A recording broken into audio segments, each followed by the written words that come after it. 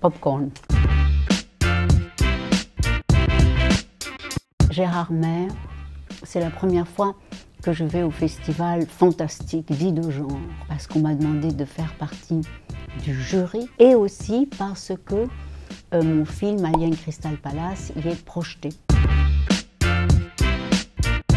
Le premier film que j'ai vu, c'est La Noche de las Narices Frías, c'est-à-dire La Nuit des 101 Dalmatiens. Avant le festival, c'était Joker, voilà, et c'était bien.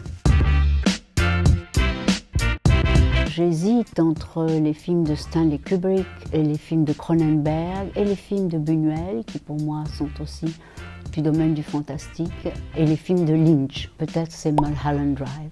What's wrong? I don't know who I am. Et de science-fiction, Blade Runner. Pour moi, il est indépassable.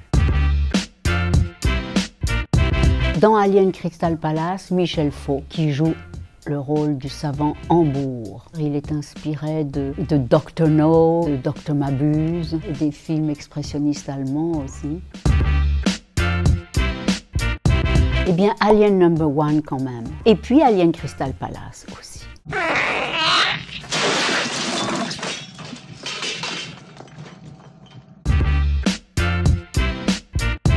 Le couple le plus désassorti, qui a le plus d'altérité, c'est dans Alien Crystal Palace, Nicolas Kerr, Ariel Dombal. C'est un couple dissonant, ce qui est vraiment intéressant. Alors la plus belle sirène, ça reste l'adorable petite sirène d'Andersen, mais que l'on lit. Les sirènes m'ont toujours tellement inspirée que j'ai fait un film écolo qui s'appelle We Bleed for the Ocean, et c'est pour sensibiliser les gens à ramasser le plastique qui est en train d'étouffer toutes les rivières, tous les lacs et surtout tous les océans. Et je suis auprès de la fondation Nicolas Hulot et je crois que nous allons avoir beaucoup de succès et qu'on va rendre la planète plus belle. Soleil vert. Soleil vert. Et sur l'idée de la prédation générale de toutes les créatures qui peuplent la planète, les plus petits sont mangés par les plus gros et l'espèce humaine qui est donc la plus forte met à son service la planète entière. Et donc dans Soleil vert, il y avait un traitement horrible qui était une espèce de recyclage de l'humain par lui-même. On finissait par manger les morts. Un conte, une fable ésotérique, philosophique, poétique. Mon dernier film était Opium, le journal de désintoxication de Jean Cocteau. Ce film-là est aussi une désintoxication de l'alcool. Mon partenaire, qui est un très grand alcoolique, il y a cette dimension-là. Je dirais que quelquefois j'ai d'immenses fous rires dans n'importe quel film. Bambi. Maman, c'est fini, on a réussi. Maman?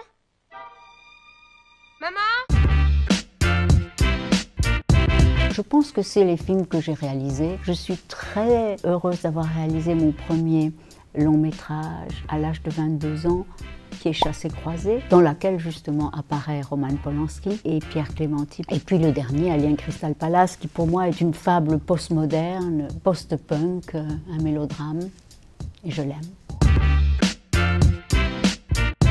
On fait plein de bêtises au cours de la vie et on est dans des films toujours pour de bonnes raisons, mais quelquefois les films sont des catastrophes, mais c'est pas très grave. Autant on emporte le vent, ou les films de Cécile B. DeMille aussi, les Péplums, les 10 commandements, ce genre de films que j'aime beaucoup, que l'on met très rapidement dans le panier du kitsch pour s'en débarrasser. Ils sont tellement plus que ça. C'est pas une espèce de grosse polissonnerie. Je ne l'ai même pas en tête tellement j'ai envie de l'oublier. Un de mes films fondateurs, c'est La Belle et la Bête de Jean Cocteau. C'est un film peu bavard et je pourrais, mais non. Eh bien, peut-être Eyes Wide Shut de Kubrick ou alors les films de Lynch. Des films dans lesquels on entre dans une espèce d'extase avec la musique de Badalamenti et je pourrais voir et revoir.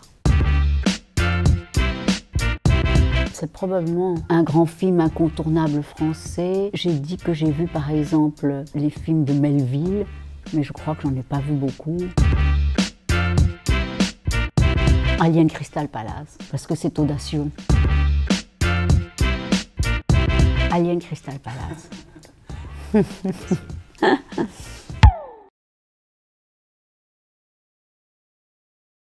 Merci beaucoup.